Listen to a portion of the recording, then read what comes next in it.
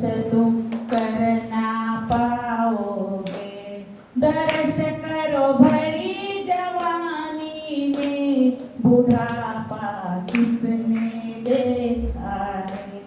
बुढ़ापे में लंगड़े हो जाओगे, तीर्थ तुम कर ना पाओगे।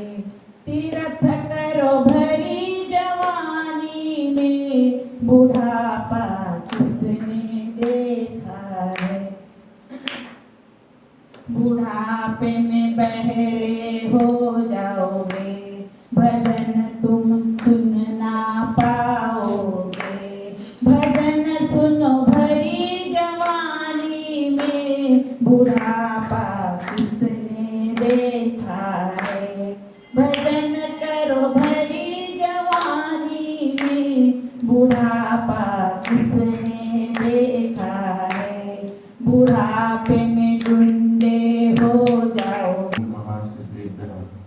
सबसे पहले भजन सुनेंगे। छोड़ के संसार जब तू जाएगा, कोई न साथी तेरा साथ निभाएगा। छोड़ के संसार जब तू जाएगा, कोई न साथी तेरा साथ निभाएगा। तूने प्रभु का भजन किया ना, सत्संग किया ना दो घड़िया। तूने प्रभु का भजन किया ना, सत्संग किया ना दो घड़िया। यमदूत लगा कर तुझको ले जाएंगे हथकड़िया। कौन छुड़वाएगा, कोई न साथी तेरा साथ निभाएगा। छोड़ के संसार जब तू जाएगा, कोई न साथी तेरा साथ निभाएगा। इस पेट भरण के खातिर तो पाप कमाता निस दिन। इस पेट भरण की खातिर तो पाप कमाता निस दिन। शमशान में लकड़ी रख कर आग लगेगी, एक दिन राख हो जाएगा। कोई न साथी तेरा साथ निभाएगा। छोड़ के संसार जब तू जाएगा, कोई न साथी तेरा साथ निभाएगा। सत्संग की है ये गंगा, तो इसमें लगा ले गोता। सत्संग की है ये गंगा, तो इसमें लगा ले गोता। वरना इस दुनिया से तो जाएगा एक दिन रोता, फिर पछताएगा। कोई न साथी तेरा साथ निभाएगा। छोड़ के संसार जब तू जाएगा, कोई न साथी तेरा साथ निभाएगा। क्या करता है मेरा मेरा ये दुनिया रहन बसेरा। क्या करता है मेरा मेरा ये दुनिया रहन बसेरा। यहाँ कोई न रहने पाता है, चंद दिनों का डेरा। हंस उड़ जाएगा, कोई न साथी तेरा साथ निभाएगा। छोड़ के संसार एक दिन जाएगा, कोई न साथी तेरा साथ निभाएगा। अब जिन चरण में निश दिन तो प्रीत लगा ले बंदे। अब जिन चरण में निश दिन तो प्रीत लगा ले बंदे। कट जाएंगे के फंदे पार हो जाएगा, कोई न साथी तेरा साथ निभाएगा। छोड़ के संसार जब तू जाएगा, कोई न साथी तेरा साथ निभाएगा।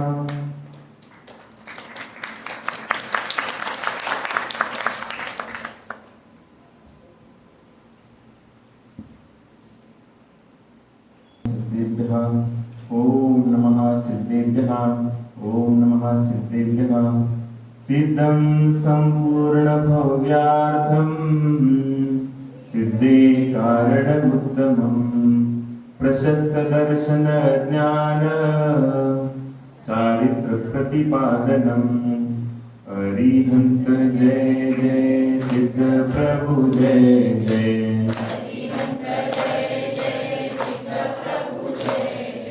साधु जन जय जय, जिन धर्म जय जय।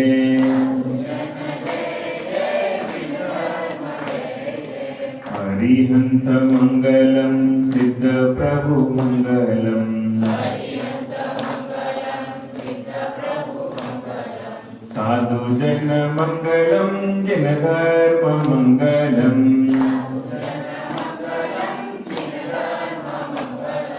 अरिहंत उत्तमा, सिद्ध प्रभु उत्तमा। साधु जन उत्तमा, जिन धर्म उत्तमा।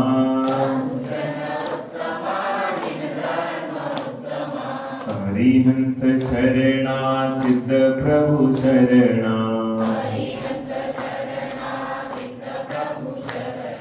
साधु जन शरणा, जिन धर्म शरणा।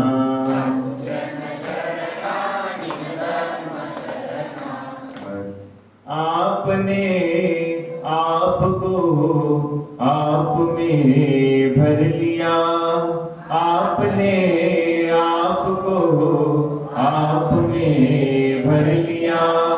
चेतना को स्वयं में प्रखर कर लिया, चेतना को स्वयं में प्रखर कर लिया। वीतरागी प्रभु हे महावीर जिन, वीतरागी प्रभु हे महावीर जिन। आदिनाथ प्रभु तुम हो तारण तरण, आदिनाथ प्रभु तुम हो तारण तरण। आपके वचन में विनम्र नमन, आपके वचन में विनम्र नमन। आपके वचन में विनम्र नमन।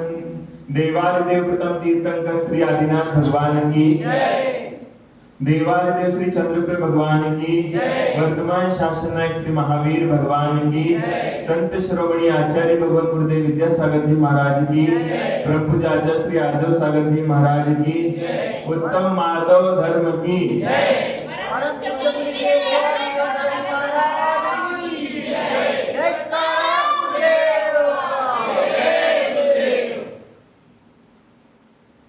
लघुता से प्रभुता मिले, प्रभुता से प्रभु दूर। लघुता से प्रभुता मिले, प्रभुता से प्रभु दूर। चीटी शक्कर ले चली, हाथी के सिर धूल। चीटी शक्कर ले चली, हाथी के सिर धूल। बताते हैं आज का उत्तम माधव धर्म है। और ये माधव धर्म आपको क्या सिखा रहा है कि आपके जीवन में लघुता आना चाहिए, क्योंकि लघुता ये प्रभुता का क्या है, प्रथम चरण है। जब आप अपने आप को लघु मानोगे तो ये आपको क्या मिल जाएगा, प्रभुता मिल जाएगी, आपको सम्मान मिलेगा। लेकिन आप प्रभुता प्राप्त करना चाहते हैं तो प्रभु बनकर के कभी कोई प्रभुता प्राप्त नहीं कर जाए। इसलिए आज का मार्गो धर्म कह रहा है, मृदोर भावम मार्धवम। मृदुता के भावों को आप जितना अर्जन करोगे, मृदुता के भाव जितना आप विकसित करोगे, उतना आपकी जीवन में मार्दव धर्म का विकास होता चला जाएगा। हाँ? तो ये आज का मार्दव धर्म अपने लिए और क्या सीख दे रहा है? तो यहां पर रूपक देकर के बताया चींटी कितनी रहती है, जितनी चींटी बहुत छोटी रहती है। हाँ? लेकिन चींटी बहुत छोटी रहती है, लेकिन उसको बहुत सारा मीठा खाने को मिल जाता है। हाँ? बहुत सारा मीठा मिल जाता है। लेकिन हाथी इतना बड़ा होता है, लेकिन हाथी इतना बड़ा होने के बाद भी उसको मीठी घास तक नसीब नहीं होती। क्यों? क्योंकि जो छोटा होता है वही क्या हो जाता है, लघुता के साथ प्रभुता को प्राप्त करने की चेष्टा कर सकता है। लेकिन जो बड़ा होता है अपने आप में, वो कभी भी, जिसके मन में बड़प्पन होता है, वो कभी बड़ा होता ही नहीं है, हो ही नहीं सकता। इसलिए आज अपन मार्दव धर्म के माध्यम से समझने जा रहे हैं कि बड़े बड़ाई ना करे, बड़े ना बोले बोल। हाँ? बड़े बड़ाई ना करे, बड़े ना बोले बोल, हीरा मुख से कब कहे बड़ो हमारे मोल। हाँ? हीरा मुख से कब कहे बड़ो हमारे मोल। और क्या कह रहे हैं? बड़ा हुआ तो क्या हुआ, जैसे पेड़ खजूर। हाँ? बड़ा हुआ तो क्या हुआ, जैसे पेड़ खजूर, पंक्ति को छाया नहीं, फल लागे अति दूर। पंक्ति को छाया नहीं, फल लागे अति दूर। बताते हैं कि जीवन में आज ये मार्दव धर्म अपन को क्या सीख देखते हुए जा रहा है, क्या सीख दे रहा है? सबसे महत्वपूर्ण चीज है, और ये चीज अपने जीवन में उतारना चाहिए, और उतार करके इसको आचरण में लाना चाहिए। बस आप सुनना मत। हाँ? ये सुन करके गुनना भी है अपने अंतरंग में, और जब गुनने का प्रयास करोगे तो क्या होगा, वो चीज आपके जीवन में आचरण के रूप में आना चालू हो जाएगी। इसलिए सबसे पहले जो हीरा होता है, वो हीरा कभी भी अपने मोल नहीं बताता है। आप जब जोरी की दुकान में जाते हो, तो जोरी की दुकान में जाने के बाद कोई भी हीरा आपको उसका मूल्य नहीं बताता है क्या? कोई भी सोने का नेकलेस होता है, वो सोने का नेकलेस भी आपको उसका मूल्य नहीं बताता। हाँ? लेकिन उसका मूल्य बताने वाला और ही होता है। उसी तरीके से बड़े लोग जो होते हैं, वो बड़े लोगों को अपना मोल बताने की कोई आवश्यकता नहीं। ये कहने वाला मार्दव धर्म है। आपको बड़प्पन दिखाना है तो परोपकार के माध्यम से आप बड़प्पन दिखा सकते हो, लेकिन एहसान का क्या करते हो, एहसान दिखा करके अपना बड़प्पन अगर दिखाने की चेष्टा करोगे तो आप कभी बड़े नहीं बन सकते। आपके अंतरंग का मान कषाय कभी भी खंडित नहीं हो सकता, और आपके अंतरंग का मान कषाय को खंडित करना है तो अंतरंग के मान कषाय को खंडित करने के लिए आपको जिनेंद्र भगवान की शरण में जरूर आना चाहिए। जिनेंद्र भगवान की जो शरण है उसको जरूर प्राप्त करना चाहिए, और उसी के माध्यम से आप अपने जीवन में कल्याण का रास्ता तय कर सकते हो। तो इसलिए बताया गया ये मान सबसे बड़ा निकृष्ट चीज है। हाँ? और ये मान कषाय के माध्यम से अपन जाने क्या क्या नहीं कर सकते, बहुत कुछ चीजें करते हैं, ये सब मान कषाय की देन है। तो इसलिए बताते हैं कि जैसे खजूर का पेड़ होता है, खजूर का पेड़ सबसे ऊंचा होता है, लेकिन ये खजूर का पेड़ बहुत ऊंचा है, लेकिन ऊंचा होने के बावजूद भी किसी पंछी को छाया मिलती है? हाँ? किसी पंछी को छाया नहीं मिलती। और फल लागे अति दूर, अगर किसी को भूख लग गई तो भूख लगने के बाद वो अगर अपनी भूख को मिटाना चाहता है तो क्या खजूर के फल तोड़ करके खा सकता है? हाँ? नहीं खा सकता। खजूर के पेड़ तोड़ करके वो अपने जीवन में अपनी क्षुधा की वेदना को शांत नहीं कर सकता। इसलिए ये मार्दव धर्म अपने को कह रहा है, मृदुर्भावम मार्दवम। जितनी मृदुता अपने आचरण में लाओगे, जितनी मृदुता अपने स्वभाव में लाओगे, और जितनी मृदुता अपने परिणामों में लाओगे, उतना मार्दव धर्म तुम्हारे ऊपर क्या हो जाएगा, प्रसन्न हो जाएगा और तुम्हारे लिए आशीर्वाद देगा कि तुम सबसे बड़े क्या हो, हाँ? मृदु स्वभावी हो। ये मार्दव धर्म सिखाता है। तो इसलिए मैं आपके लिए एक उदाहरण बता करके अलविदा लूंगा। सबसे पहले एक बार रामचंद्र जी बैठे थे। क्या हुआ? रामचंद्र जी बैठे थे और रामचंद्र जी का दरबार भरा हुआ है। और उसके बाद रामचंद्र जी का दरबार भरने के बाद सभी सभासद बैठे हैं, सभी सभासद बैठे हैं, मंत्री लोग, राजा, नए नए गांव के, नए नए देश के राजा वहां पर बैठे हैं राज दरबार में। और एक बार क्या हुआ कि रामचंद्र जी तो बैठे हैं, लेकिन रामचंद्र जी के साथ साथ हनुमान भी बैठे हैं दरबार में। क्या है? हनुमान जी भी बैठे हैं दरबार में। और हनुमान जब आए दरबार में तो आने के बाद उन्होंने सबसे पहले श्री रामचंद्र जी के चरणों में मस्तक झुकाया और मस्तक झुका करके वो अपने जगह पर बैठ गए। हाँ? और वो बैठ गए तो रामचंद्र जी ने उनको आशीष दिया और आशीष देने के बाद वो बैठ गए। जीवन में झुकने का बहुत बड़ा महत्व हुआ करता है। जो झुकता है क्या होता है? झुकने से क्या मिलता है? झुकने का बहुत बड़ा फायदा मिलता है। और जो समर्पण करके मिल सकता है वो अकड़ और अहंकार से कभी किसी को प्राप्त नहीं हो सकता। जो आप समर्पण करके प्राप्त कर सकते हो वो कभी अकड़ और अहंकार से प्राप्त कर ही नहीं सकते हो। तो बताते हैं कि एक दंपति मेरे पास आई कि महाराज जी आप हमें आशीर्वाद दीजिए क्योंकि नया जीवन शुरुआत होने जा रहा है और आपके आशीर्वाद से हमारा नया जीवन जो है वो क्या हो जाए, शुभ मंगल हो जाए, सुजलाम सुफलाम हो जाए। तो मैंने उनको दो बातें बताई। क्या बताई? एक तर्क और दूसरा समर्पण। ये दो चीजें ध्यान में रखना चाहिए। उस महिला को बताया जब भी आप नया जीवन चालू करने जा रही हो तो आपको पति के साथ कभी तर्क नहीं करना चाहिए। पति के साथ कभी तर्क नहीं करना चाहिए। वहां पर तो आपको समर्पण करने की आवश्यकता है, क्योंकि जहां तर्क होता है वह नर्क हुआ करता है और जहां पर समर्पण हुआ करता है वहां पर स्वर्ग हुआ करता है। इसलिए कोई भी व्यक्ति जहां पर भी जाएगा, आज अपन प्रभु के दरबार में भी जाते हो तो प्रभु के दरबार में जाने के बाद भी आपको कैसा जाना चाहिए?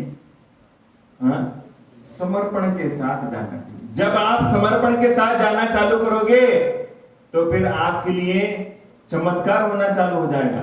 और भगवान के सामने तर्क लेकर के जाओगे तो आपके लिए कोई भी चमत्कार नहीं हुआ करेगा।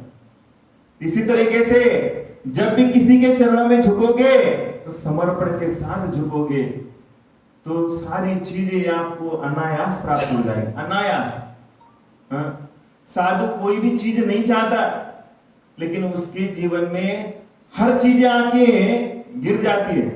संपत्ति, लक्ष्मी साधु के पीछे भागती है पागल होकर के, लेकिन साधु लक्ष्मी को चाहता नहीं। वो क्यों चाहती है? क्योंकि साधु उसको चाहता नहीं, इसलिए उसके पीछे भागती है।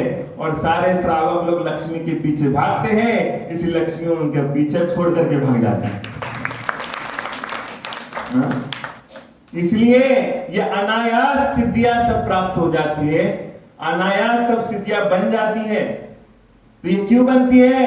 क्योंकि समर्पण जिसके पास होता है उसमें क्या हो जाता है? चमत्कार हो जाता है। इसलिए सबसे पहले बताया, ये मार्दव धर्म बताता है कि आप बड़ों के सामने बड़े बन करके जाओगे तो आपका विरोध होगा। जब भी बड़ा व्यक्ति बैठा है उसके सामने आप बड़े बन करके जाओगे तो आपका विरोध जरूर होगा। और यदि आप बड़ों के सामने छोटा बन करके जाओगे तो आपको भरपूर आशीष मिलेगा। हाँ? बहुत आशीष मिलेगा आपको। इसलिए ये मार्ग धर्म कह रहा है कि संसार में कैसा बन करके जीना है, छोटा बन करके जीना। जितना व्यक्ति छोटा बनता है उतना ही व्यक्ति क्या हो जाता है, ऐतिहासिक भावनाओं के साथ अपने आप को आगे बढ़ाने की चेष्टा करता है। इसलिए बताते हैं कि प्रभु कृपा और गुरु कृपा अत्यंत विरले लोगों को प्राप्त होती है। दो चीजें हैं, एक प्रभु कृपा और एक गुरु कृपा। अत्यंत विरले लोग होते, गिने चुने लोग होते हैं जिनको ये प्रभु की कृपा मिल जाती। तो अभागा वो नहीं है जिस पर माँ बाप का साथ नहीं। कोई कोई कहते हैं कि इसको माँ बाप नहीं है, ये कैसा है, अनाथ है। इसको माँ बाप का साथ नहीं है, इसलिए क्या है, अनाथ है। अभागा तो वो नहीं है जिस पर माँ बाप का साथ नहीं है। अभागा वो नहीं है जिस पर माया साथ नहीं रहती। माने जिसके पास पैसा भी नहीं है तो वो भी अभागा नहीं है, और जिसके साथ माँ बाप भी नहीं है वो भी अभागे नहीं है। सही अर्थों में अभागा तो वह है जिसके ऊपर गुरु का हाथ नहीं है, वो अभागा है। जिसके ऊपर प्रभु का हाथ नहीं, वो सबसे बड़ा अभागा कहलाता है।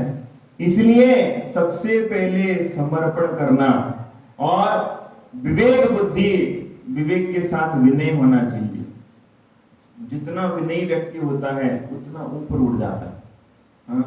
जितना शिष्य गुरु का विनय करता है उतना गुरु के जीवन में अतिशय आना चालू हो जाता है। और जितना पत्नी अपने पति के प्रति समर्पित हो जाती है, विनय करती है, जितना लोक व्यवहार में भी नौकर अपने मालिक का विनय करता है, तो वो उतना ही उन्नति को प्राप्त हो जाता है, उतनी उन्नति को प्राप्त हुआ करता है। उसी तरीके से आज का मार्ग धर्म कह रहा है कि आपके जीवन में भी मृदुता आनी चाहिए। आपको कुछ भी चीज चाहिए है, अगर कुएं से जल भी निकालना है आपको, सबसे पहले आपको झुकना पड़ेगा। हाँ? सबसे पहले जो भी बर्तन डालोगे आप, पानी को भी लेना है आपको, तो पानी लेते समय में भी आप अकड़ के साथ पानी निकाल नहीं सकते, आपको झुकना पड़ेगा। बिना झुके वो बर्तन को भी झुकना पड़ेगा। जो बर्तन तुम्हें छोड़ा है नीचे, तुम तो झुक गए, लेकिन वो बर्तन नहीं झुकेगा तो भी पानी नहीं आएगा। समझ में आया? आएगा क्या? डाल करके देखो तुम। हाँ? बर्तन को भी झुकना पड़ेगा, तब जाकर के उस बर्तन के माध्यम से पानी आता है। माने दुनिया में कोई भी चीज आपको प्राप्त करनी है तो बिना झुकाए, बिना झुके आपको प्राप्त नहीं हो सकती। इसलिए जो झुकता है वही क्या हो जाता है, वही उठता है, वही ऊपर उठने का काम करता है।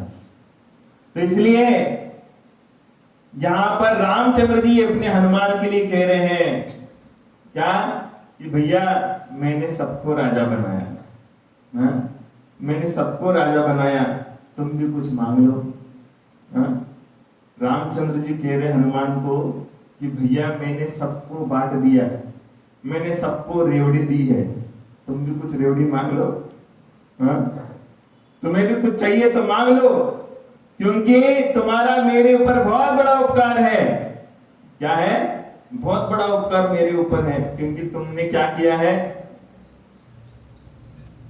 मेरे ऊपर मुसीबत के दिनों में सहायता करी थी, इसलिए तुम्हारा मेरे ऊपर बहुत बड़ा उपकार है।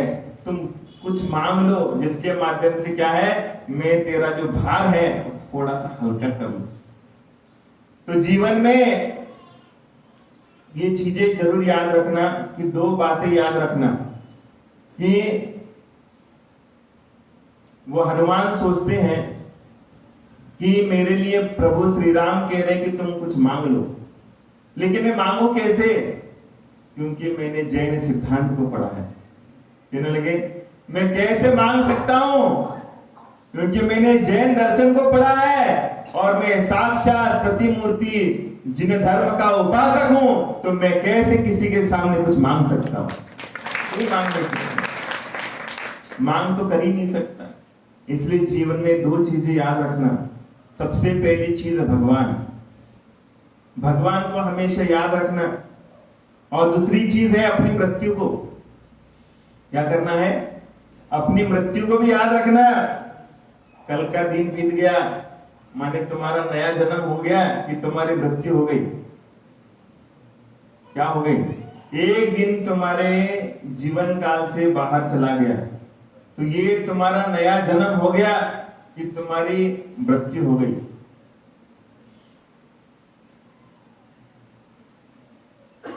क्या कहोगे? बोलो। आपका नया जन्म हो गया कि आपकी मृत्यु हो गई? हाँ, नया जन्म हो रहा है। हाँ? तो फिर हर दिन बर्थडे मनाओ ना तुम लोग। हर दिन बर्थडे क्यों नहीं मनाते? हर दिन जन्मदिन मनाओ। हाँ? तो भैया तुम एक एक दिन के लिए मर रहे हो, इसलिए कभी मृत्यु को भूलना मत। हाँ? और जिन्होंने तुम्हारे लिए ये जीवन दिया, जीवन तो माँ बाप देते हैं, लेकिन तुम्हारे लिए जीवन क्यों मिला है? तो वो जीवन तुम्हारे लिए इसलिए मिला है क्योंकि तुम भी भगवान बन जाओ, इसलिए तुम्हें जन्म मिला है। इसलिए भगवान को कभी मत भूलना। भगवान को याद क्यों करना? क्योंकि भगवान बनना है मेरे लिए, हैं? इसलिए भगवान को भी कभी नहीं भूलना। और दूसरी बात, दो बातें सदा भूलना चाहिए। दो बातें याद करना चाहिए और दो बातें भूलना चाहिए। हमेशा भूलना चाहिए, याद करके रखो।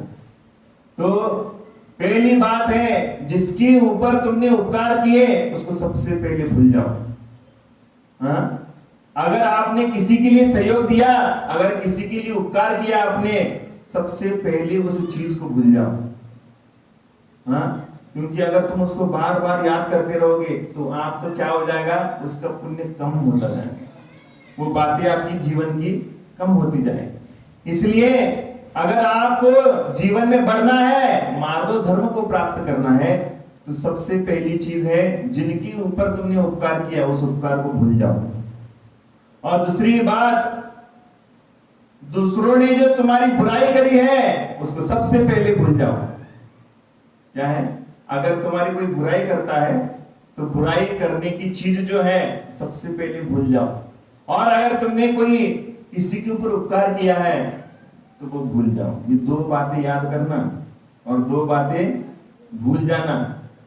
एक तो भगवान को याद रखना और अपनी मृत्यु को याद रखना, और दो बातें जिसको भूल जाना है, जो बातें हैं कि अगर तुमने किसी के लिए उपकार किया तो तुरंत भूल जाओ, और अगर तुम्हारी कोई बुराई करता है तो उसको भी तुरंत तुम भूल जाओ।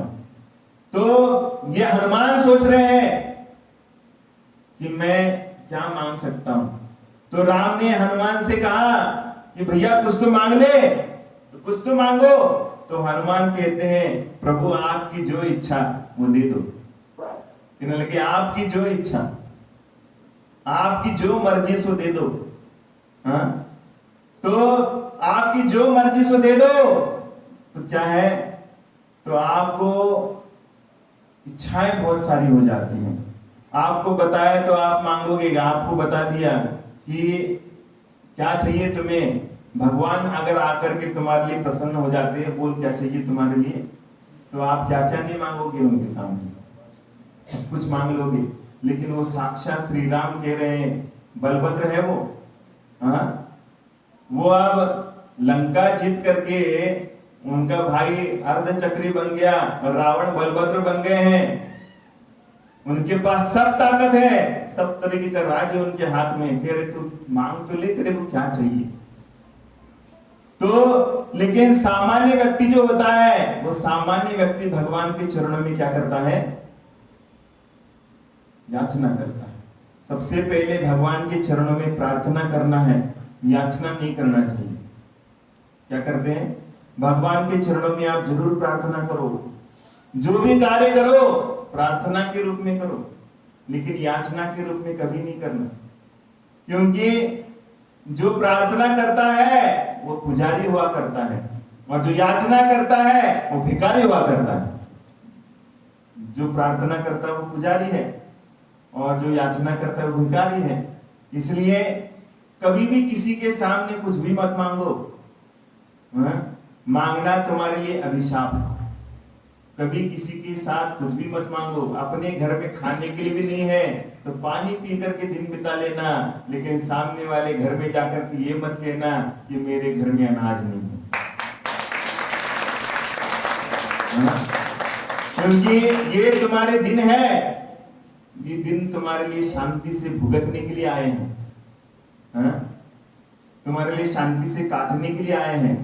ये शांति से तुम्हें क्या करना चाहिए, उसको बिता करके आगे बढ़ना चाहिए। तो इसलिए भगवान के सामने जब भी जाओगे तो भगवान के सामने जाने के बाद पुजारी बन करके जाना, याचक बन करके कभी मत जाना। और उसके बाद रामचंद्र जी ने कहा, रामचंद्र जी कहते हैं कि वो रामचंद्र जी फिर से कहते हैं कि हनुमान जी कुछ है तो मांग लो।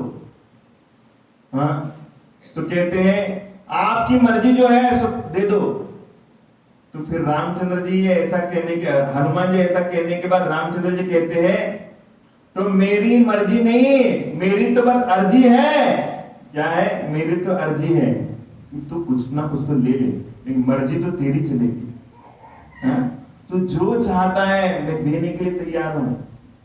मैं अर्जी लगा रहा कि भैया तू कुछ तो ले ले, कुछ तो मांग ले। तो जब ऐसा है तो हनुमान बोले मेरी तो सिर्फ अर्जी है, मर्जी तो आपकी चलेगी। राम बोले ना बाबा, मेरी तो कुछ भी मर्जी नहीं चलेगी। मैं तो बस अर्जी लगा रहा हूं। तू चाहे तो चक्रवर्ती का पद चाहता है, दे दो तेरे लिए चक्रवर्ती का पद। तू चाहता है कि मैं क्या बनूं, नारायण बन जाऊं, कि नारायण का पद चाहता है। तू चाहता है कितने से बड़ा, तू कितना बड़ा राजा बनना चाहता है, तू मांग बस, मैं तेरे लिए सब कुछ देने के लिए तैयार। तो कहने लगे, हनुमान सोचते हैं जब पद की बात आ जाती है, अब तक तो भक्ति की बात चल रही थी, लेकिन अब क्या कहने लगे, पद मांग ले। तो हनुमान जी सोचते हैं पद जो होता है वो भक्ति मार्ग में बाधक बन जाता है। भक्ति में बाधक बन जाता है। अगर कोई पद को ग्रहण कर लेता है तो क्या हो जाता है, वो भक्ति में बाधक बन जाता है। और मैं आपसे ये कहना चाहता हूं, आप जब भी कोई काम करोगे ये पद वद के चक्कर में कभी मत पड़ना। क्योंकि ये पद वद जो होते हैं, अगर आप पद पे चले गए तो दरअसल आदमी पद पे तो बैठा रहता है लेकिन उससे सेवा भी होती नहीं है। वो तो अपनी ही सेवा कराने में लगा रहता है। इसलिए ये सारे के सारे जो आप लोगों ने नेता वेता देखे होंगे, ये पद ले लेते हैं लेकिन वो सेवा आपकी नहीं करवाते, वो आपके द्वारा अपनी सेवा करवाते। इसलिए आपको कोई भी पद के पीछे भागना नहीं चाहिए। और भक्ति मार्ग में तो पद सबसे बड़ा बाधक कारण है। अगर आप भक्त हैं तो भक्त बन करके जरूर जाना, लेकिन पद बन करके, पदधारी बन करके कभी मत जाना। भगवान के सामने, गुरुओं के सामने राष्ट्रपति बन करके भी आता है, वो भी नीचे ही बैठता है, और श्रावक बन करके भी आता है तो भी नीचे ही बैठता है। इसलिए भक्ति मार्ग में पद बहुत बाधक है। वो पद जो होता है वो आपको दूर बिठा देता है। इसलिए कि आदमी को कभी भी पद के पीछे नहीं भागना चाहिए। आज समाज पद और प्रतिष्ठा की आंधी दौड़ में दौड़ रहा है, और जिसमें सब विकास का काम ठप्प होता हुआ दिख रहा है। सभी लोग पद के पीछे भाग रहे हैं, और पद के पीछे भागते भागते कहां तक जाते हैं, उस पद पे तो बैठ जाते हैं लेकिन विकास कुछ भी नहीं कर पाते। विकास के सारे काम ठप्प हो जाते हैं। इसलिए पद शाश्वत नहीं होता है, और पद जो है वो पद शाश्वत नहीं होता, वो तो आता है और जाता है। पद तो कभी आएगा और कभी जाएगा। इसलिए पद जाने के बाद उसके पीछे भूत लग जाता है। पद निकल गया तो भूत लग जाता है। और आपको भी अगर पद लेते हो तो पद छूटने के बाद आपको पीछे भी भूत लगाना पड़ेगा। आपके पीछे भी भूत लग जाएगा। इसलिए भूत बनने में एक क्षण भी नहीं लगता है। पद से नीचे उतरते ही आदमी क्या हो जाता है? भूत बन जाता है। भूतपूर्व राष्ट्रपति, भूतपूर्व प्रधानमंत्री, भूतपूर्व सांसद, कहते कि नहीं? इसलिए पद से निकलते क्या हो जाता है? उसके पीछे भूत लग जाता है। इसलिए हनुमान जी कहते हैं रामचंद्र जी से, जो क्या है वो, इसलिए हम कभी भी भूत बनना नहीं चाहते हैं। इसलिए हम कभी भी भूत बनना नहीं चाहते हैं। इसलिए जो पद में राजी होने वाला है वो भूतपूर्व बन जाता है। रामचंद्र जी से कह रहे हैं हनुमान कि जो पद में राजी होता है वो भूतपूर्व बन जाता है, और जो क्या हो जाता है? जो प्रभु में राजी हो जाता है वो अभूतपूर्व बन जाता है। क्या कहने लगे कि जो पद में राजी है वो तो भूतपूर्व बन जाएगा, और जो प्रभु में राजी हो जाता है, जो भगवान में राजी हो जाता है, वो कैसा बन जाता है? वो अभूतपूर्व बन जाता है। हे भगवान, मेरे को भूत नहीं बनना, मेरे लिए अभूतपूर्व बनना है। क्या बनना है? भूतपूर्व नहीं बनना है, मेरे लिए अभूतपूर्व बनना है। तो अभूतपूर्व होना है। तो हनुमान की बात सुनकर के राम ने कहा, तुम्हें कोई ना कोई तो पद लेना ही पड़ेगा। कहने लगे, तुम बहुत ज्यादा बोल रहे हो। मेरा ही ज्ञान मेरे को बता रहे, मेरा ज्ञान मेरे को बता रहे हो। इसलिए कहने लगे, नहीं हनुमान, भले मैं सब कुछ जानता हूं, लेकिन मेरी आज्ञा है कि तुम्हें कुछ ना कुछ तो पद जरूर लेना पड़ेगा। तुम्हें कुछ ना कुछ तो पद जरूर लेना ही पड़ेगा तुम्हें, उसके बगैर मैं छोड़ूंगा नहीं तुम्हारे लिए। तो ये मेरी आज्ञा है। तब हनुमान क्या हो गए? हनुमान मजबूर हो गए। हनुमान उस आज्ञा से मजबूर हो गए, और वहां पर उन्होंने कहा, ठीक है प्रभु, सबको तो आपने एक एक पद दे दिया। कहने लगे, सबको तो आपने एक एक पद दे दिया, मैं 2 पद मांगूंगा। कहता है मेरे को 2 पद। तो कहते हैं कि रामचंद्र जी खुश हो जाते हैं। कभी तो बंदा बोला कि मेरे को कुछ तो दे दो। अब आ गया ऊंट पहाड़ के नीचे। अब तो अकल आ गई ठिकाने पे। अब अकल आ गई ठिकाने पे, ऐसा कहते। और अब तक तो मैं इतना तरस रहा था कि भैया कुछ तो ले ले, कुछ तो ले ले, कुछ तो ले ले, लेकिन ये क्या है? कुछ लेने की नहीं, यहाँ पर देने की बात करता है। हर बात पे देने की बात करता है। तो फिर उन्होंने जब बताया कि तेरे लिए पद लेना ही पड़ेगा, तो कहता है, मैं प्रभु, सबको तो आपने एक एक पद दे दिए, मैं आपके लिए 2 पद मांगूंगा। तो वो खुश हो जाते, कहने लगे, मैं तेरे लिए 2 क्या, 2 नहीं 4 पद देने के लिए तैयार हूं, तू मांग तो ले। मैं तेरे लिए 2 नहीं 4 पद देने के लिए तैयार हूं, तू मांग तो ले। तो कहते हैं, प्रभु आप जरूर दोगे ना? देखो, जब कोई देता है तो कहते हैं आप जरूर दोगे मेरे लिए। तो हनुमान ऐसे बोलने के बाद वो कहते हैं, मेरे पास किस बात की कमी है? आज मेरे पास सब कुछ तो है, आज मेरे पास किस बात की कमी है? तू मांग तो ले। तो जब वो इस तरीके से बात करते हैं तो हनुमान कहते हैं, प्रभु आप दोगे, मना तो नहीं करोगे? तो हनुमान ने कहा, ठीक है मैं मांगता हूं। उन्होंने रामचंद्र जी के क्या कर दिए? दोनों पैरों को पकड़ लिए, और दोनों पैर पकड़ करके दोनों आंखों से आंसू टपकाते उनके चरणों का पाद प्रक्षालन कर लिया, और कहने लगे प्रभु अगर ये 2 पद मिल जाएंगे, अगर ये 2 पद मिल जाएंगे तो संसार के सारे पद मेरे पीछे भागेंगे। अगर ये 2 पद मेरे लिए मिल जाएंगे तो संसार के सारे पद मेरे पीछे भागेंगे, और इसलिए ये 2 पद मेरे छूट जाएंगे तो संसार के सारे पद मेरे से छूट जाएंगे। ये बस देना हो तो क्या देना है? आपको ये दोनों चरण दे दो, और ये दो चरण अगर मेरे साथ में रहेंगे, मेरे हृदय में रहेंगे, तो संसार के सारे पद मेरे तलवे चाटते हुए आएंगे। इसलिए जीवन में ये मार्दव धर्म क्या कहता है, ये भक्त जब होता है तो भगवान के सामने जाता है तो वो कैसा बन करके जाता है, बालक बन जाता है। उसके पास कोई अपेक्षा नहीं, कोई भी इच्छाएं नहीं रहती है। और ये मार्दव धर्म ये कह रहा है, संसार में जब भी आप जियोगे तो आप विनयशील बन करके जियो, विनय करना सीखो। विनय जब तक आपके जीवन में नहीं आएगा तब तक उत्तम मार्दव धर्म आपके जीवन में प्रकट नहीं होने वाला। इसलिए आप सभी लोग विनय करना सीखोगे तो जीवन में आपके चमत्कार आना चालू हो जाएगा और आपका जीवन भी धन्य हो जाया करेगा। इसी भावना के साथ मैं अपनी वाणी को विराम देता हूँ। जय बोलो महावीर भगवान की जय।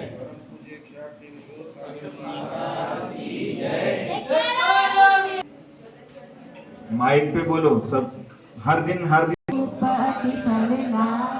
पूजा को ठानत जो तुम जानत सो नर जानत सुख पाओ।